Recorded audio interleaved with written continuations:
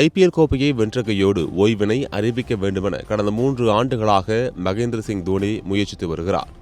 ஆனால் தொடர்ச்சியாக play off கூட செல்ல முடியாமல் சென்னை அணி தடுமாறி வருகிறது. ராஜஸ்தான் ராயல்ஸ் கேப்டனான சஞ்சு சாம்சனை அணிக்குள் கொண்டு வந்தும் கூட அதனால் எந்த பலனும் இல்லாமல் போய்விட்டது. இதற்கிடையே அண்மையில் தன்னுடைய 45வது பிறந்த நாளை தோனி கொண்டாடியிருக்கிறார். ஏற்கனவே உடல்நல பிரச்சனைகளால் அவதிப்பட்டு வருவதால் இதற்கு மேலும் அவரை அணியில் வைத்திருக்க முடியாது.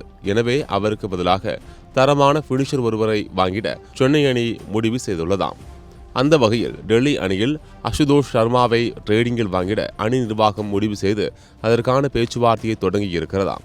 பதிலுக்கு சென்னை அணியின் டெவால் பிரேவிஸ், ராகுல் ஷெகார் ஆகிய இருவரையும் டெல்லி அணி கேட்பதாகவும் இதற்கு சென்னை சம்மதம் தெரிவித்து விட்டதாகவும் கூறப்படுகிறது.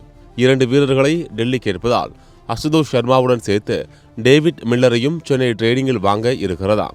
20வது ஐபிஎல் தொடருக்கான ட்ரேடிங் விண்டோ தொடங்கியதும் இது குறித்த அதிகாரப்பூர்வ தகவல்கள் வெளியாகும் என்று எதிர்பார்க்கப்படுகிறது.